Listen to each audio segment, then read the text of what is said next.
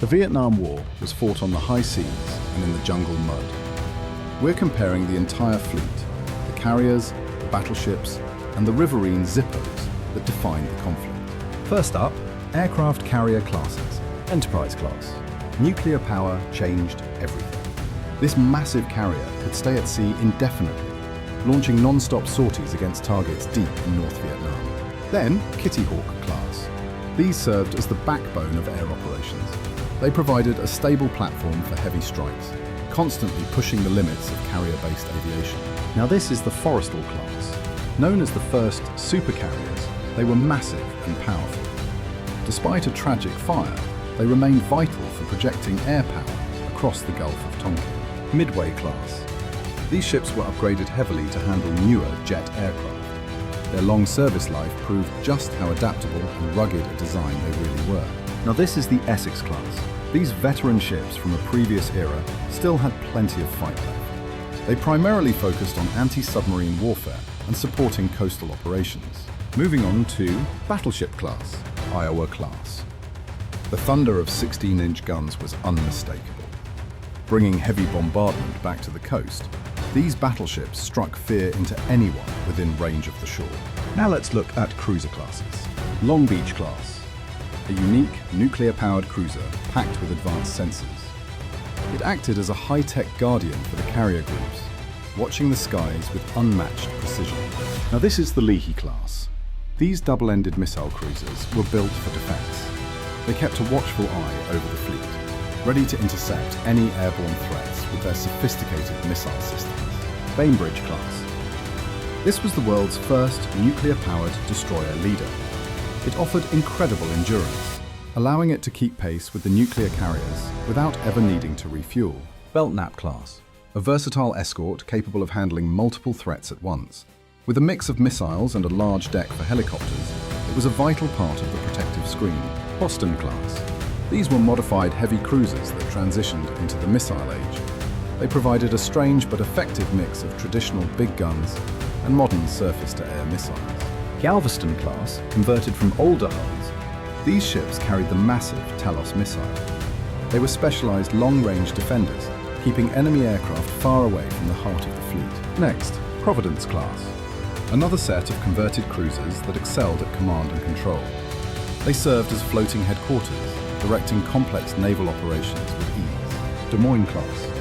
These were the last of the all-gun heavy cruisers. Their rapid-fire 8-inch guns could rain down a staggering amount of steel on coastal targets in a very short time. Baltimore class, reliable and battle-hardened, these cruisers were perfect for naval gunfire support. They spent countless hours hammering enemy positions along the coastline. Cleveland class. Though smaller than their counterparts, they were incredibly active. Their fast-firing 6-inch guns made them a favorite for supporting troops on the ground. Continuing with destroyer and destroyer escort classes. Charles F. Adams class. These were the first destroyers designed from the ground up to carry guided missiles. They were sleek, fast, and highly capable in the air defense role. Then, Forrest Sherman class, the last of the gun destroyers. They were built for speed and agility. They performed everything from plane guard duty to intense shore bombardment. The next one, Gearing class, veterans of the Second World War that were modernized for a new conflict. They were the true workhorses of the destroyer fleet, seemingly everywhere at once. Allen M. Sumner class. With their twin gun mounts, they packed a significant punch for their size. They were essential for patrolling the waters and screening the larger ships. Fletcher class. These legendary ships were still going strong. Even in a new era of warfare, their reliable design and heavy gun armament remained useful for coastal missions. Farragut class. Designed as large destroyer leaders, they focused on protecting carriers from air attacks. Their powerful radars and missiles were a critical layer of defense. Mitchell class. These were experimental and massive for their time. While few in number, they tested new technologies that would define the future of naval escort ships. Garcia class. These frigates were built with a focus on hunting submarines. Their quiet engines and advanced sonar made them a hidden threat beneath the waves. Brooke class. A specialized design that combined anti-submarine capabilities with guided missiles. They offered a balanced defense for smaller convoys and task groups. Up next, Knox class. These ships featured a distinctive large bow sonar. They were dedicated escorts, built to endure the rough seas while keeping a sharp lookout for enemy subs. Ely class, small and agile. These were the first post-war ocean escorts.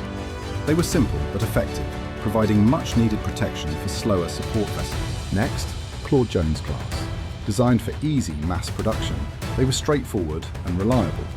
They handled the essential but unglamorous tasks of patrolling and escorting. Next up, amphibious warfare classes. Iwo Jima class. These were the first ships built specifically to carry helicopters for amphibious assaults. They changed the way the Marines landed, moving from the sea to the sky. Then, Raleigh class, an early type of amphibious transport dock. They could carry troops, equipment, and landing craft all in one versatile hull, simplifying complex landing. Austin class, an evolution in amphibious warfare, featuring a large docking well. This allowed them to launch landing craft directly from the sea, speeding up the transition to land. Homerton class. These dock landing ships were essential for moving heavy equipment. They could flood their internal decks to let landing craft float right out the back. Anchorage class. Larger and more capable than their predecessors, they improved the efficiency of amphibious groups. They were vital for getting tanks and trucks onto the beach. Now this is the Terrebonne Parish class. These classic tank landing ships could drive right onto the shore. They were the primary means of delivering heavy armour directly to the front lines. DeSoto County class, a refined version of the tank landing ship, offering better speed and capacity. They were crucial for maintaining the flow of supplies during coastal operations. The next one, Newport class. These featured a unique bow ramp design to allow for higher speeds. They were a radical departure from tradition, getting troops to the beach faster than ever before. Next, Paul Revere class. Converted from commercial hulls, these transports carried large numbers of troops in relative comfort. They were the main buses for moving infantry across the Pacific. Let's move on to submarine classes. Lafayette class. These nuclear-powered giants carried ballistic missiles beneath the waves. They stayed hidden in the deep, providing a silent and powerful deterrent throughout the conflict. Then, Sturgeon class. These were the ultimate submarine hunters of their time. Fast, quiet, and incredibly well-armed. They prowled the depths, looking for any sign of trouble. Next, Hermit class. A revolutionary design that focused on deep diving and silent running. They set the standard for modern attack submarines with their advanced sonar and weapons. Up next, Skipjack class. The first to combine nuclear power with a high-speed teardrop hull. They were incredibly fast underwater, outperforming almost anything else in the sea. Gatto class. These were elderly veterans of the Second World War. While dated, they were used for specialized missions and training during the early years of the war. Allow class. Another group of aging warriors that still found work. They were rugged and dependable, serving in secondary roles as the fleet transitioned to nuclear power. Now this is the Tench class. These were the last of the classic diesel boats.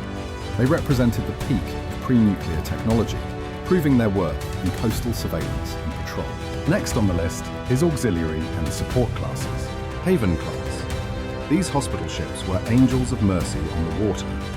They provided top-tier medical care to the wounded, saving countless lives right off the coast. Mars class. These massive supply ships kept the fleet moving.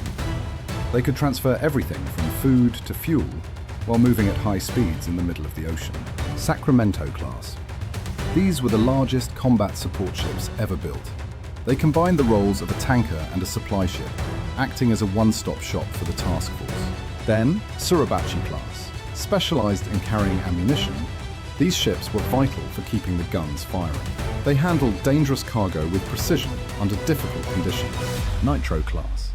Another class of ammunition ships that ensured the fleet never ran dry. They were the literal lifeblood of the heavy hitters off the coast of Vietnam. Mispillion class. These tankers were lengthened to carry even more fuel. They were the gas stations of the sea, allowing the fleet to stay on station for months at a time. Now this is the Neosho class, modern and efficient fleet oilers. They were designed for fast replenishment, getting fuel to the carriers and destroyers as quickly as possible. Now let's look at mine warfare classes. Aggressive class. These minesweepers had wooden hulls to avoid magnetic triggers. They performed the dangerous task of clearing coastal waters so larger ships could pass safely. Acme class, built for the delicate work of clearing mines. These ships were small but essential. They ensured that harbours and shipping lanes remained open and safe. Adjutant class. These were smaller coastal minesweepers. They worked close to the shore, meticulously searching for underwater explosives in the shallow river mouths. Falcon class. Another dedicated mine hunter designed for coastal work. Their specialised equipment was crucial for protecting the many transport ships moving through the region. To wrap things up, patrol and riverine boat classes. PBR Mark I. These PBR riverboats were fast and agile. They patrolled the narrow waterways of the Mekong Delta, engaging in fierce, close-quarters combat. The next one, PCF Mark I. These PCF swift boats were designed for coastal patrols. They were fast and heavily armed, perfect for stopping the flow of supplies to enemy forces. PCF Mark II, a more refined version of the swift boat, with better visibility and crew comfort. They spent long hours patrolling the choppy waters of the South China Sea. Asheville class. These large patrol gunboats used gas turbine engines for incredible bursts of speed. They were designed to catch anything else on the water. Nasty class. These were fast patrol boats bought from Norway. They were incredibly quick and used for covert operations and lightning-fast raids along the northern coast. Osprey class. These were experimental hydrofoil boats. They literally lifted out of the water to reach high speeds, testing new ways to dominate the coastal environment. Up next, LCM-6 Monitor. This was a heavily armoured river battleship. Based on the LCM-6 landing craft, it carried heavy guns and mortars to provide direct support in the Delta. LCM-6 Zippo, a terrifying variant of the riverboat equipped with flamethrowers. It was used to clear thick brush and enemy bunkers along the muddy riverbanks.